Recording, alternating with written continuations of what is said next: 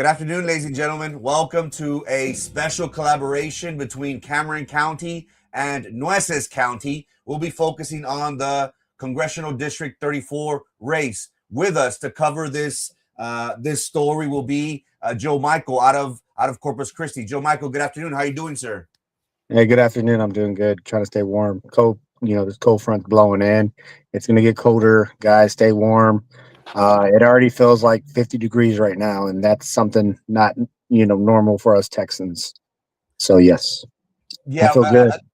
Again, down here, again to the viewers watching, brace yourselves. I'm not sure how it is going to be in Corpus, Joe Michael, but here in Brownsville, Cameron County, they say there's only going to be a few hours from Sunday night till Sunday morning, possibly afternoon. But still, take all drastic measures. Bring the pets in. Make sure that you have what are they saying to open up your faucet a little bit so the Yeah, pipes yeah, don't yeah, get. yeah. So everybody to the community, take drastic measures in order to be safe and to prevent any. Again, we went through the freeze a few years ago. We don't want that to happen again.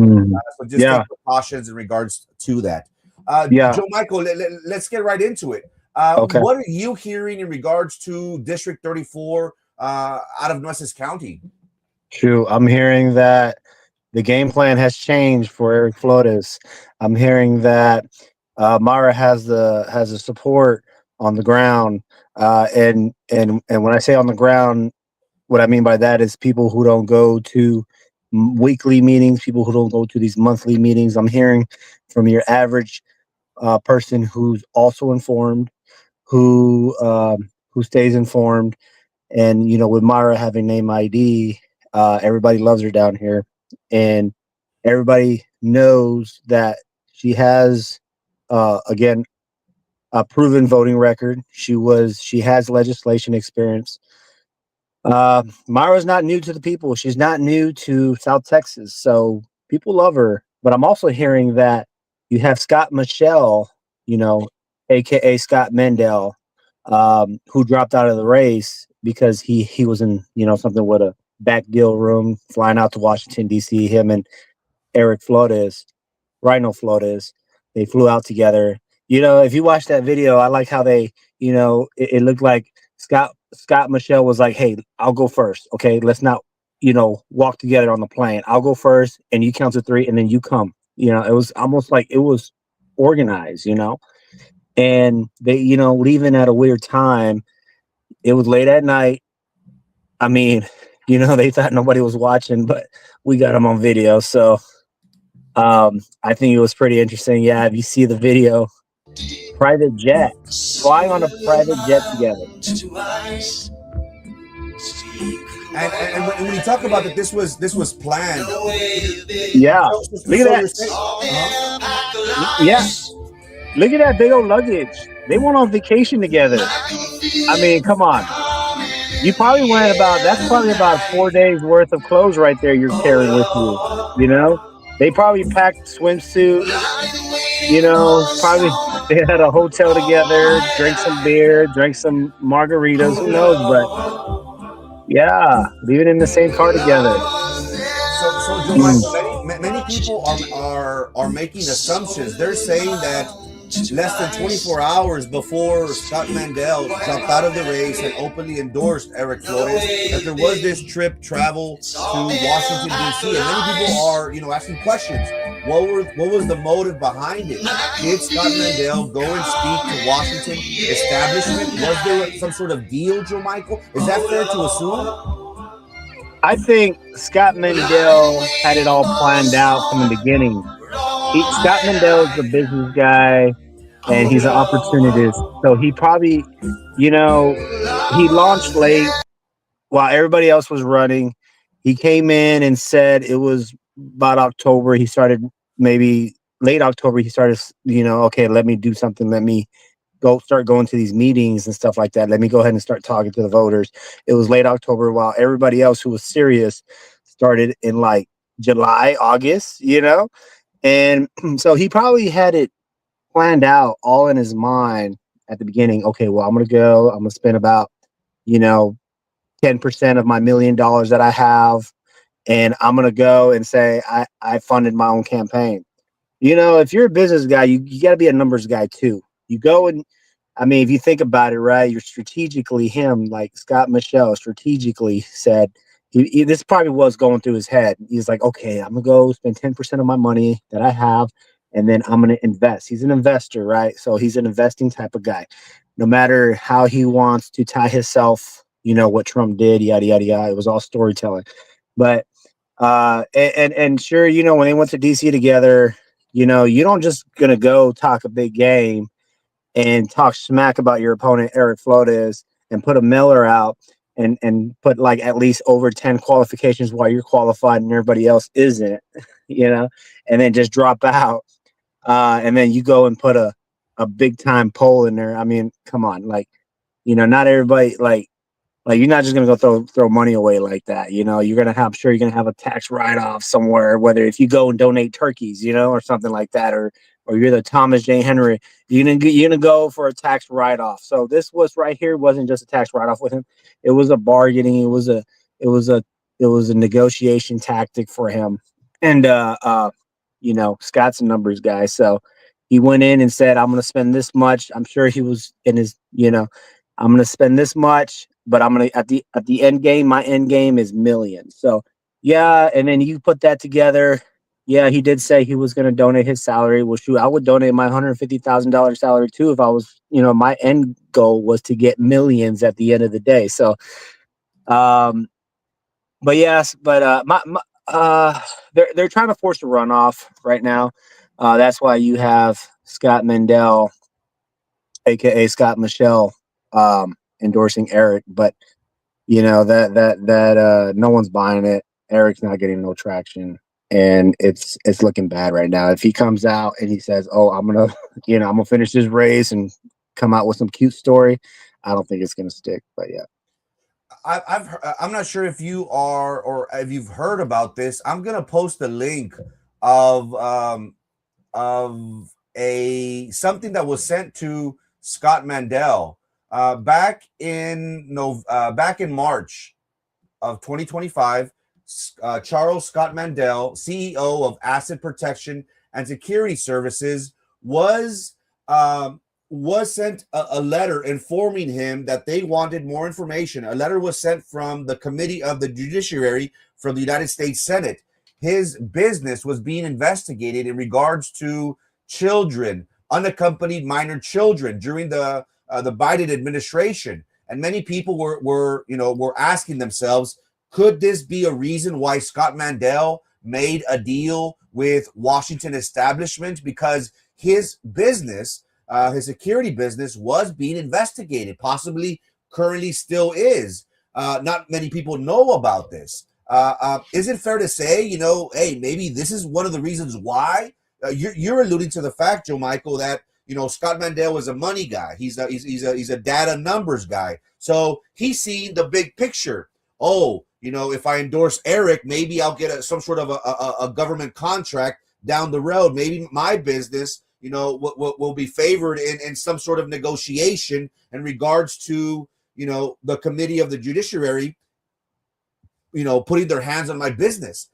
Were you aware of this, that Scott was being not investigated, but wanting to know more?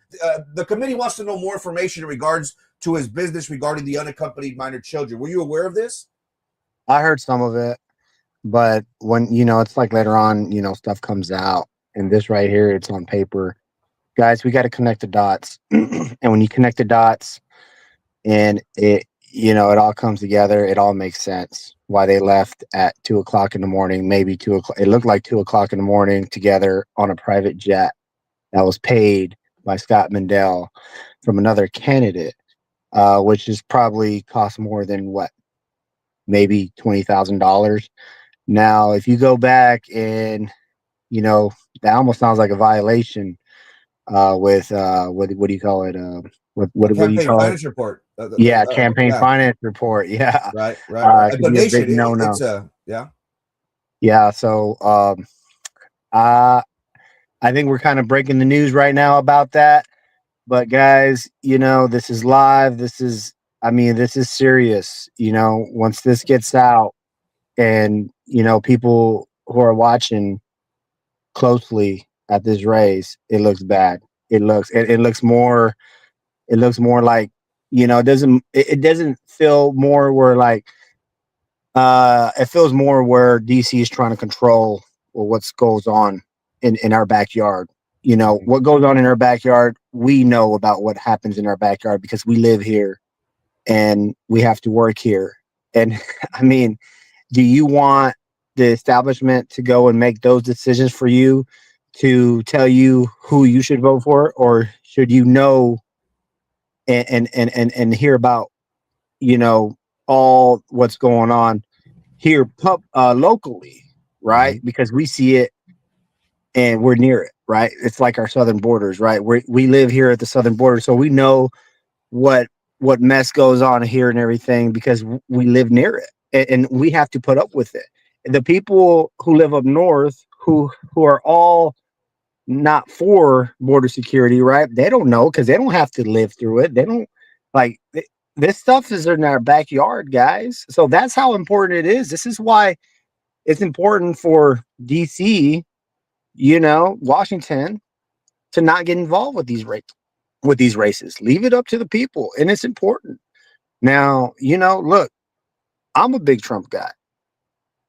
I voted for Trump. I support Trump, but we don't always agree with Trump. And remember that a lot of people can, agree with that. So with that statement, but uh, guys, just keep your ears open, stay informed, and I know again, cold winter is coming. So do your research, guys. Do your research while you're home and you don't have a day off. Go to the internet and just Google, like, who is Kino Flores? Why do they call, and who's he related to? And it's all going to come together. It's all just connect the dots. It's all going to fall back to Eric Flores. And yeah, but guys, research. You made an interesting point, Joe Michael, in regards to the endorsement. It doesn't feel genuine. It doesn't feel as if this was done, because I've heard, Joe Michael, I've heard Senator Adam Hinojosa, Freddie Hinojosa, who are from your area. I heard them say that, the president's endorsing him, so Eric Flores. So let's endorse that candidate.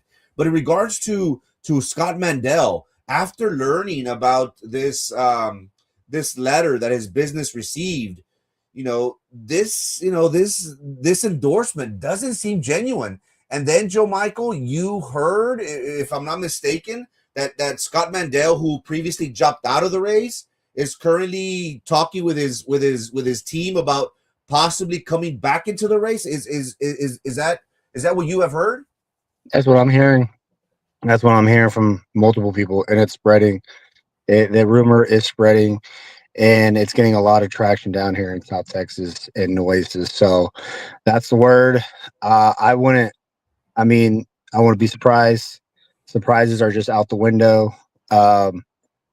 I mean, it's just it's all strategy with those guys, and they're they're working with the Washington insiders. And do you think people would take him seriously, Joe Michael? Because again, running a congressional race is the major leagues, and for a candidate to be quasi 1 foot in, 1 foot out, I drop out, I endorse the candidate, but then I come back into the race because there's some polls out there that possibly could have Scott Mandel right behind Maida. Would the Well, people of District 34 take someone yeah. such as Scott Mandel serious if he does come back? Well, again, like I said, Scott's a numbers guy. So if there's a poll out there, and if he feels like it's a reliable poll, he's gonna probably he's more than if Washington tells him like, hey, you got to get back in this race. He'll get back in this race. If Washington tells him to bend over, he'll bend over for sure. I wouldn't doubt it. He might just bend over voluntarily, but yeah, he will do it. Um, so yeah, Mendel's a numbers guy, so they're gonna play the part. I do expect them to play the part. It's going to be interesting if in fact Scott Mandel comes into the race, because just what you stated, I did hear the saying that it was Maida Flores with a comfortable lead in the poll, Scott Mandel second, Eric third. So, in my mind, when I heard that Scott Mandel was backing out, I was searching for answers. When somebody presented me with the information that his business was being investigated by the Committee of the Judiciary of the United States Senate, it kind of made sense. Hey, I'm going to listen to Washington. That way, I can get the monkey off my back.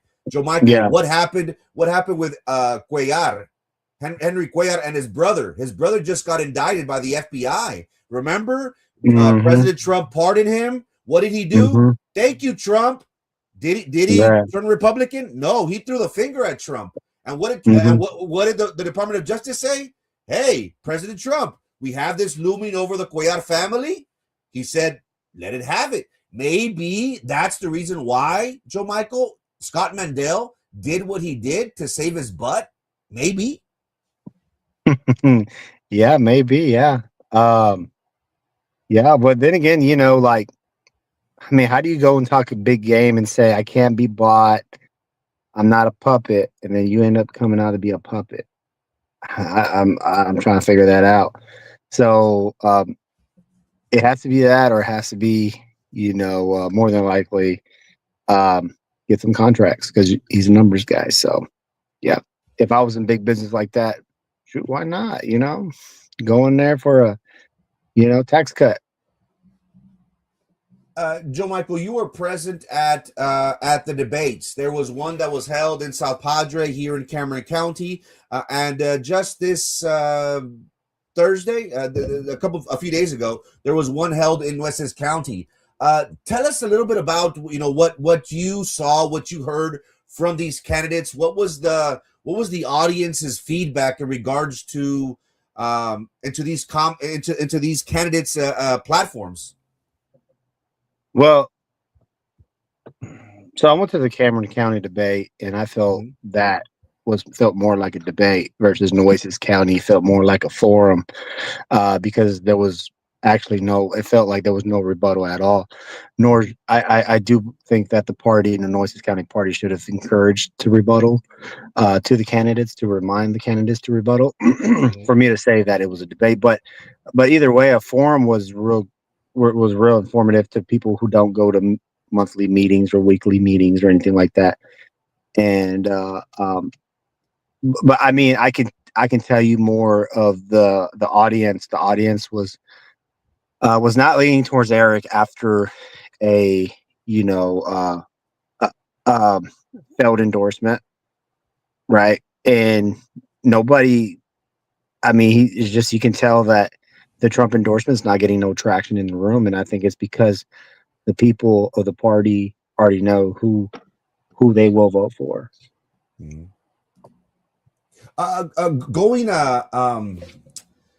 going back in regards to I had a question and it's slipping my mind in regards to the candidates who you were at present at the Cameron County one. Was there something that was said in regards to ideology that stuck out to you in regards to these candidates?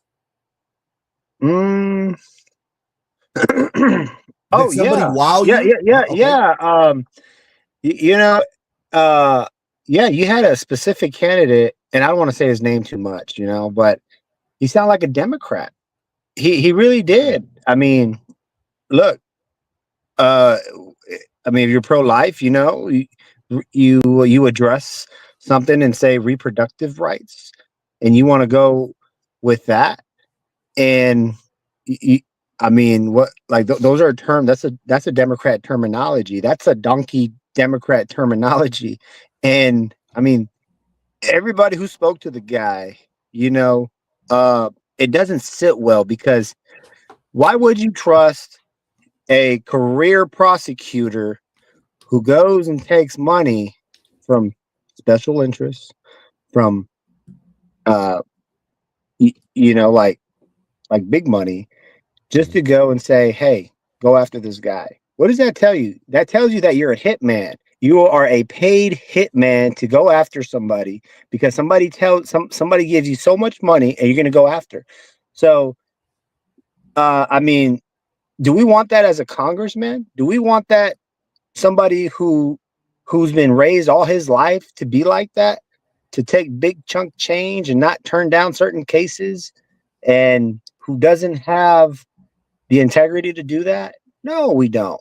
I don't think it's a good idea. I don't think that's the representation that we want, honestly, because I mean that it becomes almost becomes a mentality. Do we want that mentality in District 34? No, I wouldn't suggest it at all. And one thing that has been out there, ladies and gentlemen, is uh, his voting record. Uh, Eric Flores, he has, according to the Hidalgo County voting history of an Eric D. Daniel Flores out of Mission, Texas, he has voted Democrat all the way up to, I want to say, 2022, which is about 4 years ago.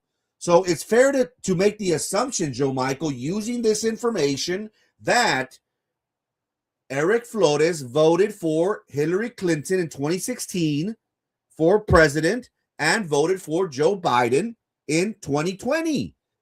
One thing, Joe Michael, that I wish he would add or talk about is in regards to the election of 2020, because, you were present, Joe Michael, at the Capitol when patriots went personally to,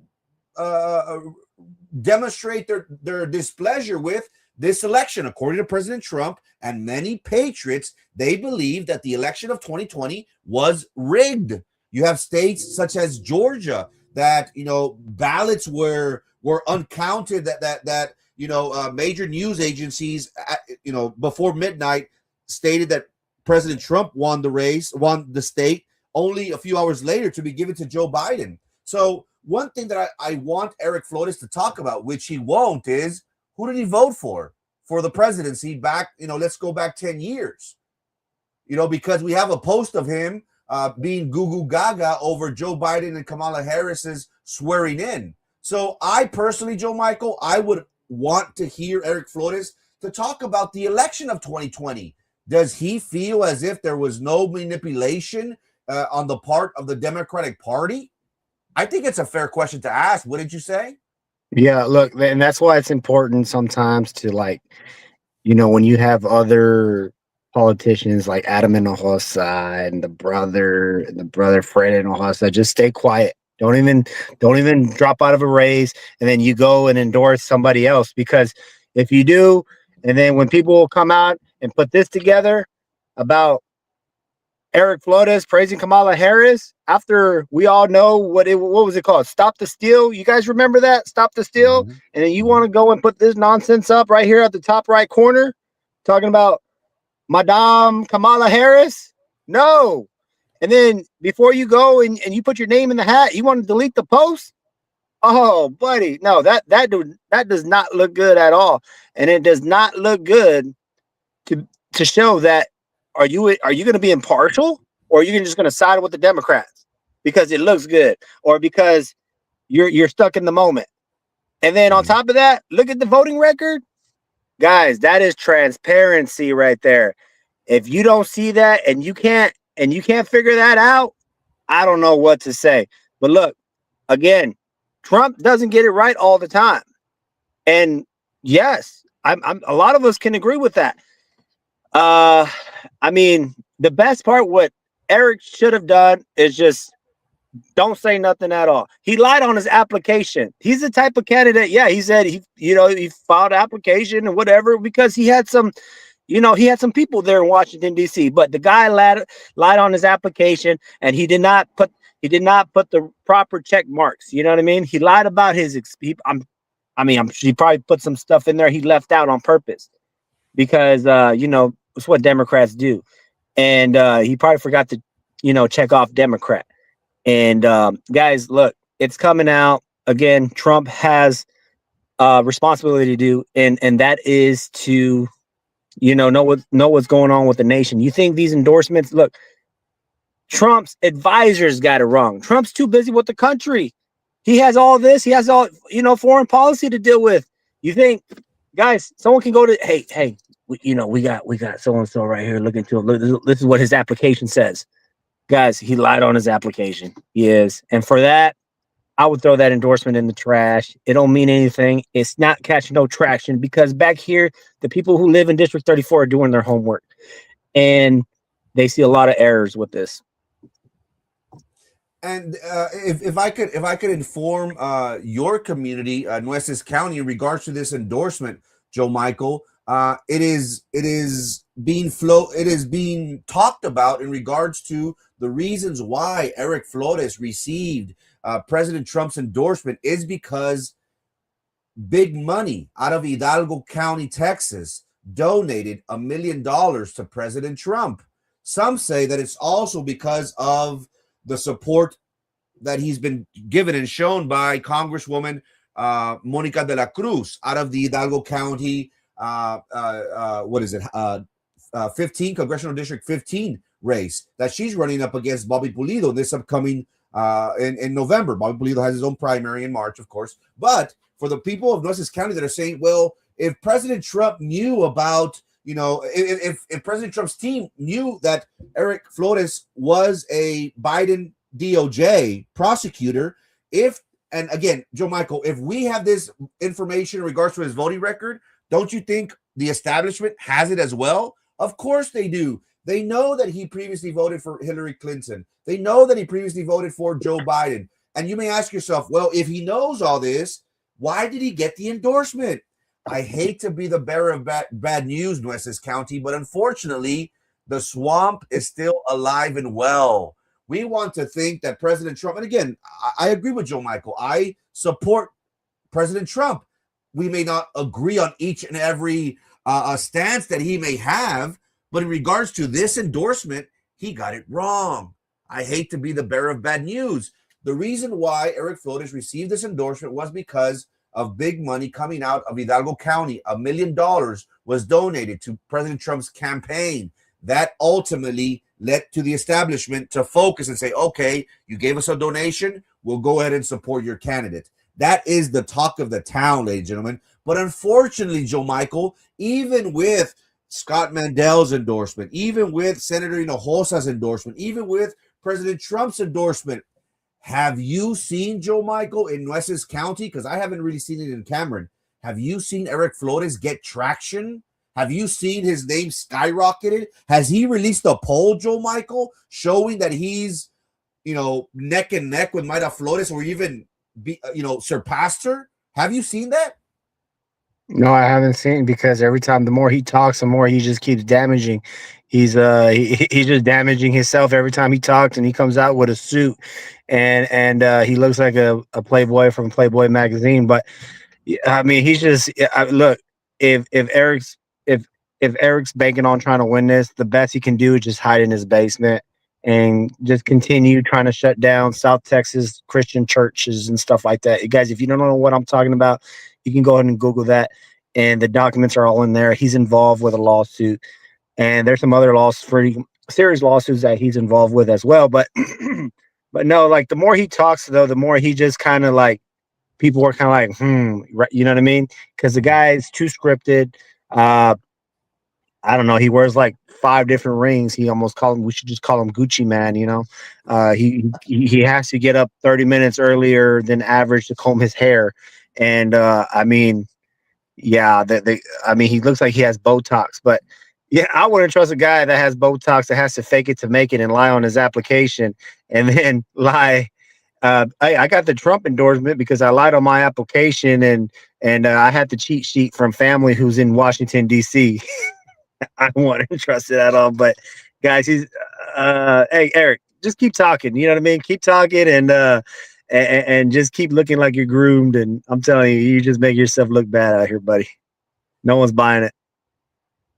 Joe Michael, the more and more, and you're right, the more and more I listen to Eric, the more and more that I see him, you know what I think of? A Manchurian candidate, someone that was that was assembled by Washington. To me, he's not an authentic candidate. And Yeah. ultimately, and Joe Michael, whenever I vote for individuals, I try to relate to that person in some sort of way. Is this person going to know my struggle? Does he know what it's like living paycheck to paycheck, not being able to afford to pay the bills, not knowing if I'm going to have food on the table for my family. I want that in a candidate because ultimately they know the struggle. Eric Yeah, Flores was raised with a silver spoon, with a silver platter. He does not know the struggles with people in Nueces County. And at the end of the day, I think that's very important. We yeah, need to be able to identify with these candidates. How do you yeah, feel that they are going to vote whenever it's time to think about us, the poor people, us, yeah. No, go ahead. yeah, the guy wears a suit every day, every other day. I mean, it's like, does he go to the store, grocery store, and shop for his own groceries, or does he pay a butler to go shop for him? I mean, he looks like he has somebody to open the door for him every day. But yeah, I don't think he even looks at the food. I don't think he looks at the price. He's probably, I mean, he looks like Gucci Man. He's like, I don't look at the price. I can see him in the rap video. With some high, with the with P Diddy. But yeah, I mean, I don't know. But I doubt you'll catch a day where his hair is not combed over to the side, though. I mean, he has to make sure he looks slick. But yeah, It's too perfect, isn't it? it's too perfect. Yeah. Yeah, I wonder how. Like, I mean, dude, like you got enough hair gel and hairspray in that Hairspray. hair as you already do. You know what I mean? Elizabeth is asking the question. Hey, is Eric Flores' dad Kino Flores? And Joe Michael, we were both present at the Cameron I County mean, look at his dad. His forum dad slash has his debate. hair combed over to the side too, like same, father, same, like same hair. son. You know? Joe Michael, one thing that stuck out with me and that to me was very powerful was what Luis Benteyo said. Luis Benteyo, now currently residing in Nueces County, he previously served, he worked for Salomon Ortiz and other congressmen. And one thing that he said, Joe Michael, caught my attention was that we need to send somebody to Washington that's not going to sell themselves, that's not going to be corrupt, that he knows personally, working over 10 plus years in Washington, that it is a place working on the Hill in DC that they could take your soul, that they're just looking for an inch and they're going to corrupt that individual. Now, there are people that say, you know what? Don't talk about his father. We should not blame the children on the parents' sins. And that's a fair and valid argument. But based on what Luis Benteyo said, if the people really want to know who is running Eric Flores' campaign, it's not Quentin, his campaign manager. It's Kino Flores. Are we going to let the lion into the den of sheep, which is Washington, D.C., an individual that formerly served his community as a Texas representative? He was found guilty of 6 felony counts of bribery. And this is very serious. Do we want to send someone like this? Are we going to send this family into Washington to be able to be corrupted? It's a fair argument to make, isn't it, Joe Michael? Yeah, I don't think, whenever you start getting the whole family involved in politics, you start having the aunt, you start having the uncle, you start having the grandchildren and stuff like that. I mean, look at Adam and Hossa. He's throwing his wife in there, and then he tried to throw his brother in there. It's almost looks like a mafia, And and, Yeah. and whenever you get family in there involved and they become judges and then it becomes a monopoly. And then guess what? The people don't have control anymore. It's those guys in power that have control, and they try to monopolize everything. So that way they work together. So that way they feel like they're untouchable. So, Joe Michael, with less than 24 days away from early voting as of right now, without knowing what Scott Mandel is going to do, he has a foot in, he has a foot out. As of right now, Joe Michael, the front runners for this congressional race is grassroots movement with Mayra Flores and Eric Flores being endorsed by the establishment. What's your take on this race with 24 days left in early voting?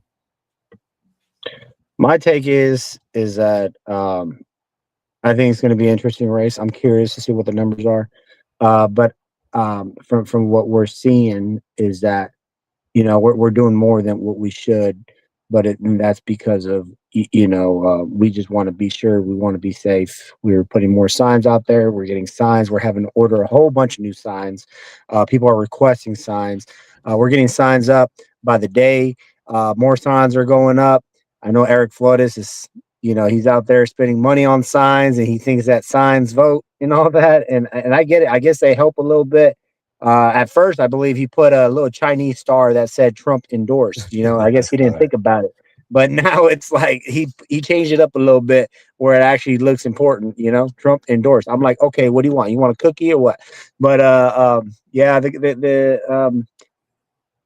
I think Mara's going to take Nueces in Cameron County also, just because of she's been on the ballot before, and obviously because of redistricting and all that. So they want to try to build the narrative that she's not going to win. Uh, Mara's way ahead of the game. She knows how to do it. She knows what the people want. She's on the ground. She goes. She don't need a butler to go grocery shopping for her. She'll go grocery shop herself, and she'll talk about the prices, and she sees what's getting expensive. The bills. Eric Flores, I don't think he looks at his bills. He has someone look at his bills for him. The guy's too busy, playing prosecutor. So yeah. One thing that I've noticed from this race, Joe Michael, and correct me if I'm wrong, we have Mayra Flores, who has been campaigning, who previously turned, Kleber County red, who turned Cameron County red. She's been campaigning since 2020, 2021. So, in regards to name recognition, I would dare make the argument that everyone knows who Mayra Flores is. And then you have Mayra Flores' team, who has been door knocking. And Mayra Flores, if you follow her page, she stated that her team since 2021, 2020 has had a great ground game, a very strong team that has knocked on the door of over 100,000 doors and spoken with constituents. That's very powerful. Compared, and this is Mayra Flores, 5 years in the game with a strong team, going door to door, knocking on over 100,000 doors. With the same message too. Her message hasn't changed. And she's been America first too for the past 5 years. She's not like some of these candidates who come in, 6 months before and come up with a new message. Nor she's not a dropout like Scott Michelle, who says a message and then drops out and goes and who tells a message, and he's the one who's put this all in people's heads. You can't have nobody represent you if they do not live in this district. And then the moron goes and endorses Eric Flores, who don't live in the district. That is absurd. That is crazy. Like, so much lies to the people. How you just gonna lie and just think that we're not gonna call you out on it? That, like, bro, you should have just look. If you should have just dropped out and just kept your mouth shut. That would have been good. But no, you wanted to take favors, obviously. Come on, like, there's no way. Yeah. I find it difficult. Joe Michael, for Eric Flores to really close ground on Mayra Flores, because again, for these past 5 years, Mayra Flores and her team have a very strong ground game. They know what it's like they've been in the trenches, so to speak. Her team is very strong. Knocked on over 100,000 doors, compared to Eric Flores is 6-7 months in the game. Yes, he has the establishment endorsement. He possibly could have more money. I'll speak of people in Cameron County. People really aren't watching TV. Eric Flores is spending hundreds of thousands of dollars on commercials. Not a lot of people watch TV. And I don't want to say, nobody watches it, but a large majority of people are watching Netflix. They're watching YouTube. They're watching a streaming, whether that's YouTube TV or Fubo TV or other things. Yeah. One thing that I believe differentiates the two candidates, Joe Michael, is Mayra Flores. It doesn't matter whether you have 1, 2, 3, 4, 5 million going up against her. You do not have time. Mayra Flores has 5 years in the game. Yeah, and Something money can't Yeah, buy. and Mayra Flores, you'll see her out there block walking with a T-shirt. Uh, Personally, yeah, personally, she's with tennis shoes. Eric Flores is out there block walking with a polo shirt. I'm like, and then his hair's still combed to the side. The guy's not sweating. The guy looks like he probably still smells like cologne, uh, but come on, stop lying to the people already. You know what I mean? You can't rehearse, workout. You can't. again, I think this is ultimately what's going to be the deciding factor, Joe Michael, in this race. A grassroots movement that has been campaigning, knocking on over 100,000 doors for the past 5-6 years, compared to someone who just 6-7 months in. I believe that money cannot buy time. That's something that Mayra Flores has an advantage of. People, she has name recognition. And also a big thing, you talked about it, or you have talked about it on your page. Why hasn't Eric Flores released a poll? Mayra Flores showed you that back in August, early September, she had a 30-point lead. She had name recognition. Now, again, people are saying, "Oh, Mayra Flores' poll is outdated." Well, why hasn't Eric released the poll? He has President Trump's endorsement. He has the senator's endorsement. Why doesn't he? He doesn't do that, Joe Michael, because the numbers, the data isn't in his favor. His poll that he has could only hurt him.